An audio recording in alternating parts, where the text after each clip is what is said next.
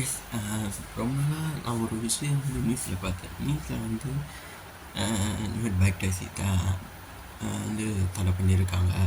Bike taxi ஓட்டக்கூடாது அது சொல்லிட்டு நியூஸில் பார்த்தேன். சரி, யாரும் ஓட்டலை. நானும் ரேப்பிடோ பைக் டாக்ஸி ஃபஸ்ட்டு ஓட்டினேன். இப்போ டெலீட் பண்ணிட்டேன் ரேப்பிடோ பைக் டாக்ஸி. அப்புறம் வந்து சரி, நிறைய பேர் வந்து சில பேர் ரேப்பிடோ ஓட்டுறாங்க, சில பேர் ரேப்பிடோ ஓட்டலை. வேறு வேலை பார்க்குறோம், ஃபுட் டெலிவரி பார்த்துன்னு இருக்காங்க சில பேர். ஆட்டோ வச்சு நிறைய பேர் கேட்ரிங் ஒர்க்லாம் போயின்னு இருக்காங்க. நிறைய வேலை போயிருக்காங்க. இல்லை, எல்லோரும் வேறு வேலைக்கு போயிருக்காங்க. ஓகே, சரி அருண், நிஜமா இது எல்லாருக்கும் ஜென்ரலாக தெரியும் தானே. எல்லாருக்கும் ஜென்ரலாக தெரியும் இது இந்த விஷயம். நான் நேஷனல் பேசுகிறேன்னா, இப்போ ரேப்பிடோ பைக் டாக்ஸி நானும் ஃபஸ்ட்டு ஓட்டினேன். இப்போ ஆகஸ்ட்டு அது வந்தோடனே அப்போயே நான் டெலீட் பண்ணிட்டேன். இதுமாரி பர்மிஷன்லாம் எப்படி ஓட்ட முடியும், அதனால் அப்போயே ரேப்பிடோ ஆப்பை டெலீட் பண்ணிட்டேன் நான். இப்போ நான் ஃபுட் டெலிவரி தான் பாருறேன், ஸ்விக்கி தான் ஓட்டுறேங்க.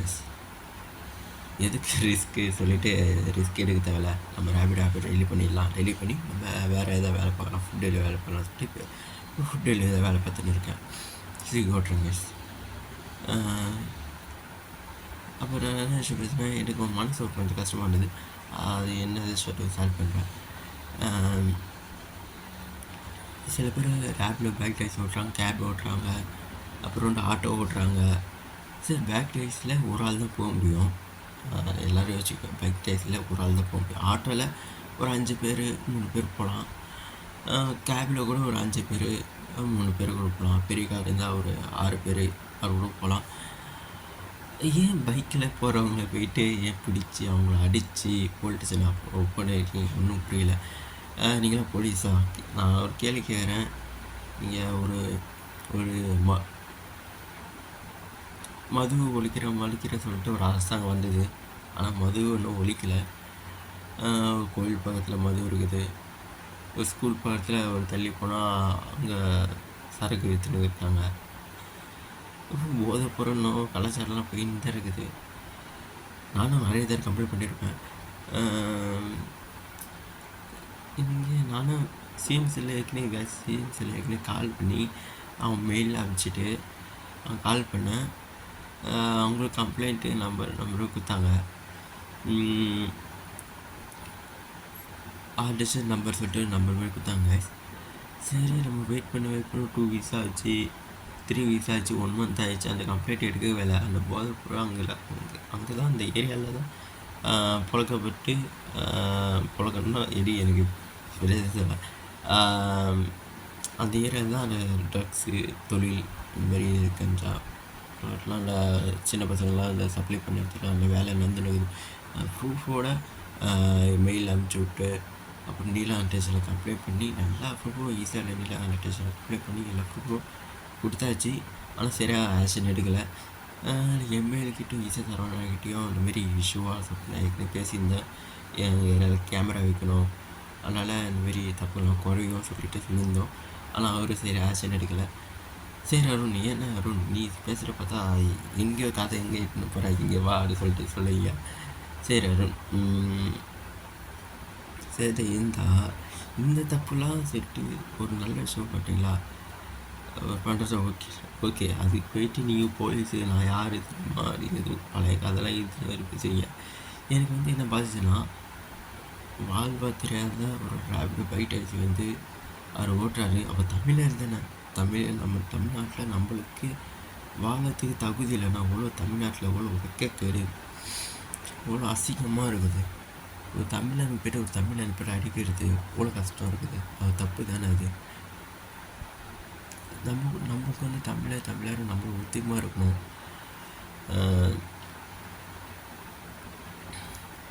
எனக்கு ஆகஸ்ட் 15 வந்து சுதந்திர தினம் வந்தது. எனக்கு வந்து நான் கொடி குத்தணும் எனக்கு ஆசையாக இருந்தது. ஆனால் எனக்கு வந்து சில விஷயம்லாம் சோசியல் மீடியா அப்புறம் வந்து நம்ம தமிழ்நாட்டில் எவ்வளோ பிரச்சனை போயின்னு இருக்குது.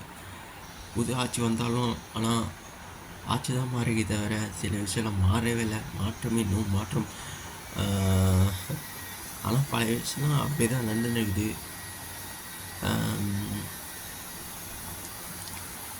சீரியஸ் நம்ம என்ன விஷயம்லாம் என்ன சொன்னாலும் மாறியே மாறாது. ஏன்னா ப்ரூஃபோடு நம்ம மாணவர்கள் வந்து விஷயம் வந்து முன் வந்து பேசலாம் கூட பேசக்கூடாது.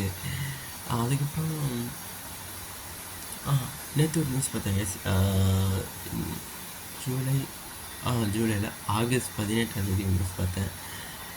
தஞ்சாவூரில் போலீஸ் வந்து ஒரு மாணவர் மேலே கை வச்சுக்கிறான்னு சொல்லிட்டு கன்னத்தில் பட்டான்னு வச்சுட்டான்னு சொல்லிட்டு மாணவர் திருப்பியும் அவர் கன்னத்தில் பட்டான்னு வச்சுட்டாரு.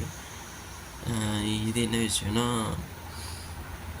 விசிகா வந்து ஒரு போராட்டம் பண்ணிடுறாங்க. எதுக்காக போராட்டம் பண்ணிடுறாங்க? பேனர் வச்சுருக்காக கவர்மெண்ட் வந்து ஏற்றுறாங்க. அந்த பேனருக்காக விசிகா கட்சிக்காரங்க வந்து போராட்டம் பண்ணியிருக்காங்க. அது பப்ளிக் ஈஸியில் போராட்டம் பண்ணி தப்பு தான் அது. அந்த இளைஞர் வந்து கேட்டிருக்காரு, நான் ஏன் நிற்கணும், இந்த எனக்கு வேலை இருக்குது போகணும் சொல்கிறாரு. போலீஸும் கை ஓவின்னு இருக்காரு. கிளம்பு அமைதாரு கிளம்பு சொல்லிட்டு நிற்கிறாங்க. போராட்டம் பண்ணுற அவங்கள தடுக்கிற விட்டுட்டு ஒரு பப்ளிக்கில் போய்ட்டு அடிக்கிறது. போலீஸ் வந்து கை ஓவிட்டு வந்தார். ஏற்கனவே ஃபுல் வீடை பார்த்தாலும் அவங்களுக்கு தெரிஞ்சிருக்கும் யார் மேலே தப்பு. 2 பேர் மேலே தப்புனா அந்த இளைஞரை வந்து போலீஸ் கை ஓவிட்டு வந்தார். ஃபஸ்ட்டு முடிஞ்சால் கை வைப்பா அப்படி தான் சொல்லியிருந்தார் அந்த இளைஞர். இளைஞருக்கு சொன்னோடனே போலீஸ் வந்து பட்டான்னு அடிச்சிட்டார். அதனால் என்ன பண்ண முடியும்? அவரும் அடிச்சிட்டார். தப்பு செஞ்சால் யார் இருந்தாலும் தண்டிக்கப்படணும். அதை வந்து நீங்கள் ஒரு போலீஸு காக்கி சட்டை போட்டு ஒரு புஷப் போலீஸ் மேலே கை வச்சுட்டு சொல்லிட்டு அந்த இளைஞர் மேலே தப்பு சொல்கிறீங்களே, அதே இளைஞர் மேலே போலீஸ் வந்து கை வச்சது தப்பு தானே? யாராக இருந்தாலும் காக்கி சட்டை போட்டுருந்தாலும் ஒரு முதல்வர் பதவி, பெருமை பதவி, ஒரு வேறு பதவி இருந்தாலும் தப்பு செஞ்சால் அது பப்ளிக் மேலே கை வச்சா தப்பு தான் அது. அது பப்ளிக்னா இப்போ தமிழ்நாட்டு மக்களை வந்து என்ன இது ஆடு மாடா? யார் வந்து அடிச்சுட்டு போகிறது, யார் வந்து கஷ்டப்பட்டு ஏற்கனவே நான் பல விஷயம் பேசினாலே பிரச்சனை வந்து இருக்குது. கரூர் விஷயம், அது பப்ளிக் மேலே எவ்வளோ போலீஸ் அடித்தாங்க. அப்போ டெல்லி விஷயம், பப்ளிக் மேலே போலீஸ் எப்படி அடித்தாங்க, துன்புறுத்துறாங்க. அந்த போலீஸ்லாம் தண்டனை கிடச்சிதா? நீங்களும் ஒரு நியூஸ் பார்க்கும்போது கொஞ்சம் கஷ்டமாகுது, ஒரு கோபமாகுது, ஏன் தான் தெரியல. ஆனால் 2 பேர் மேலே இளைஞர் மேலே எஃப்ஐஆர் போடக்கூடாது. ஏற்கனவே ஒரு பெண் மேலே கை வச்சதுக்காக கடந்த ஆண்டில் வந்து பெண் மேலே கை வச்சதுனால அந்த இளைஞர் மேலே ஏற்கனவே ஒரு கேஸுக்கு தான் நியூஸ் ரிப்போர்ட்டில் நியூஸில் பார்த்தேன். பாலிமர் நியூஸில் தான் படித்து நியூஸில் பார்த்து ஏற்கனவே கடந்த ஆண்டில் பெண்ணை தாக்கியதுக்காக அந்த இளைஞர் மேலே ஏற்கனவே ஒரு கேஸுக்கு தான் இப்போ ஒரு எஃப்ஐஆரை போட்டுருக்காங்க. கொலை மிரட்டுது. அது போலீஸ் யாருப்பா? போலீஸ் என்ன கொலை மிரட்டு சொல்லிட்டு போட்டுக்கிறாங்க. ஒரு பொய் கேஸு போட்டுறீங்க. அது இப்போ அப்புறமா தெரியுது, நியூஸில் படித்தாலே தெரியுது. அப்புறமா கேஸ் வந்து முழுக்க இது யார் மேலே தப்புனா போலீஸ் மேலே தான் தப்பு. ஒரு பப்ளிக்கை ஒரு போலீஸ் மேலே கை வச்ச தப்பு தான். அவர் ஃபஸ்ட்டு கை ஓங்கினார். அந்த இளைஞர் வந்து நீ முடிஞ்சால் கை வைப்பா அப்படின்னு சொல்லியிருக்கலாம். அவர் சொன்னார். அது சொல்கிறது கரெக்டு தான். அது ஒரு பப்ளிக் மேலே கை வைக்கிறது ரொம்ப தப்பு. அஃபேர் வந்து